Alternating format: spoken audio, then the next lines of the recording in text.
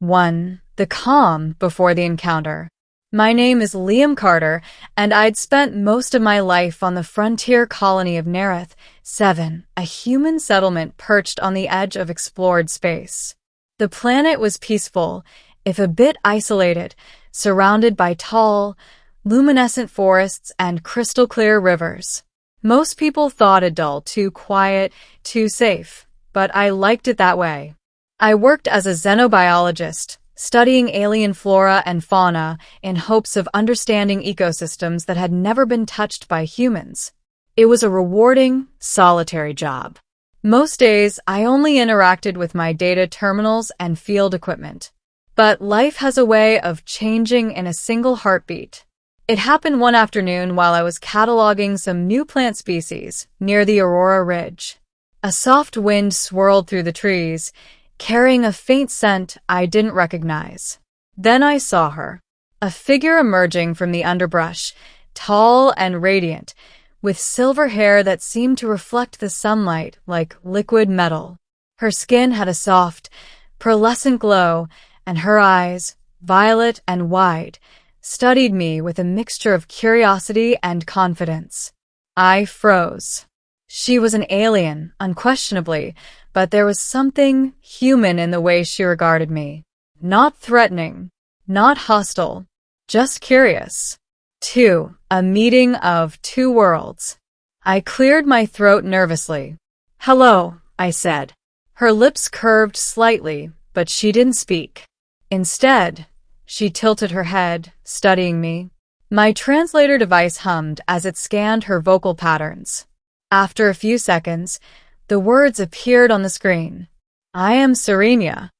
Her voice was melodic, soft, and yet carried an unexpected warmth. "I'm Liam," I said. I wasn't expecting company out here." Her eyes flicked to the surrounding forest, and then back at me. I could say the same. It was the start of an encounter I could never have predicted.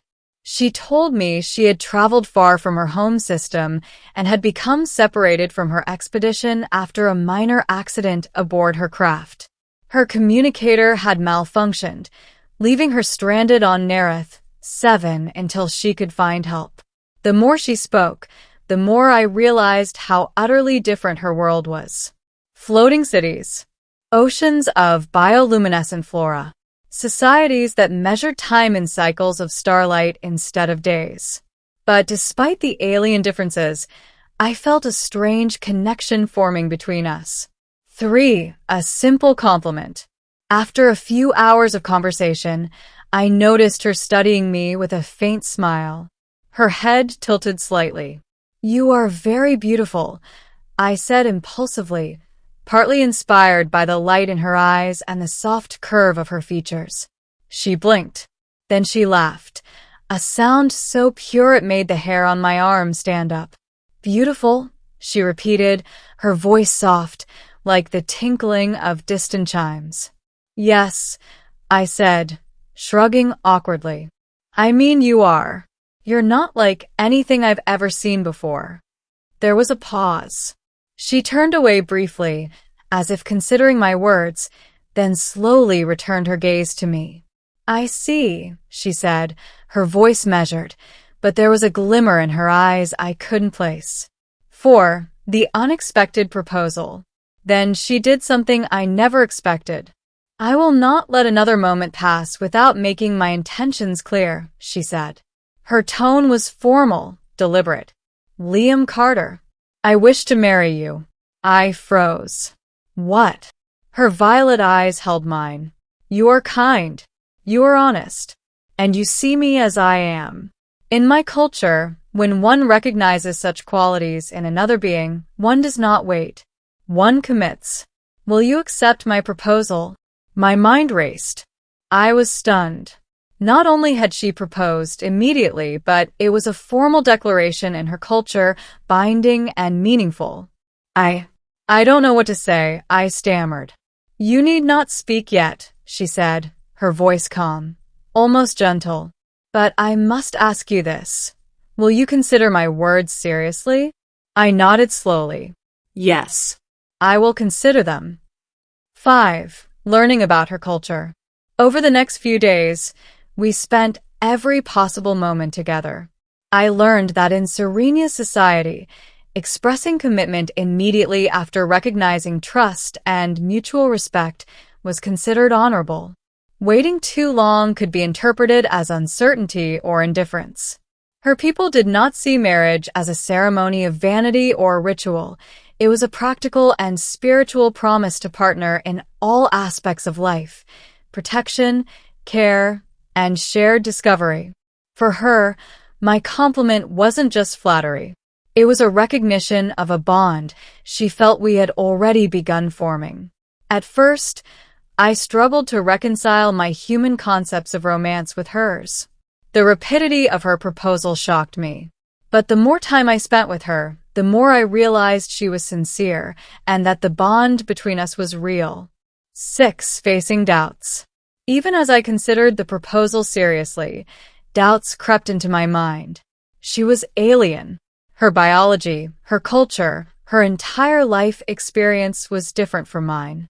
Could a human and an alien truly form a partnership? Was I ready to commit to something so unprecedented?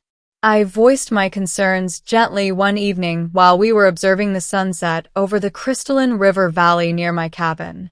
Serenya, this is all so fast. I don't know if I can fully understand what marriage means for your people. She turned to me, eyes softening.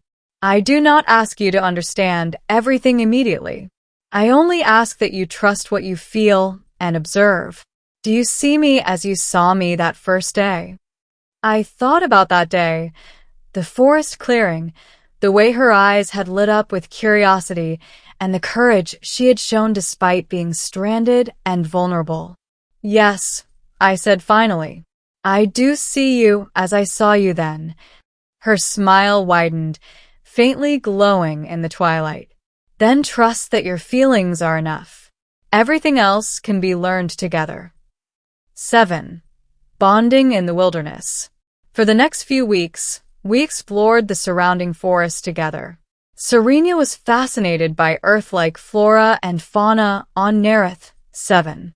I was fascinated by her insights into the way alien life interacted with planetary ecosystems. We learned to communicate not only through words but through gestures, shared experiences, and laughter. She helped me catalog rare plant species. I showed her how to navigate using human technology. We shared meals, stories, and quiet moments. And with each passing day, the proposal she had made didn't feel sudden anymore. It felt inevitable. 8. A test of commitment. As if the universe wanted to test our bond, a sudden storm arrived. Torrential rains and violent winds struck the valley, flooding the river and turning the forest paths into mud-choked streams. It was the first real danger we had faced together. Serenya remained calm, but I could sense her concern. She trusted me, and I had to ensure her safety. We sheltered in a small cave, holding supplies and maintaining warmth. We shared stories of our pasts, our cultures, and our fears. The storm raged outside, but inside, our connection strengthened. In that moment, I realized marriage with her wouldn't be about ceremony or tradition. It would be about survival, trust, and partnership. 9. Acceptance and commitment. After the storm cleared, we returned to my cabin. Serenya looked at me, eyes shining in the soft light. "Liam Carter," she said, "do you accept my proposal?"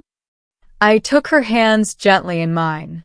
"Yes," I said, feeling the weight and warmth of the decision. "I accept. Not just because of your words, but because I choose you. Every day, I will choose you." "Elira, no." Serenya smiled brightly. It was a smile that seemed to light up the room. "Then we begin our journey together," she said, her voice full of hope. 10. The journey ahead. In the weeks that followed, we shared everything: work, research, laughter, and quiet moments under the twin moons of Nerith. 7. We celebrated small victories in understanding each other's cultures, biology, and languages. Serenia taught me the importance of emotional transparency in her society, while I taught her the human way of navigating both logic and sentiment. We knew challenges would come. Interplanetary regulations, cultural misunderstandings, and distance from her people would all test our bond. But after the first day, when a simple compliment became a promise of lifelong commitment, I knew we were ready. And though our journey had begun with a single phrase, "You are very beautiful," it had grown into a partnership that would span stars, cultures, and lifetimes. Because sometimes, the smallest gestures, spoken from the heart, can ignite the greatest connections.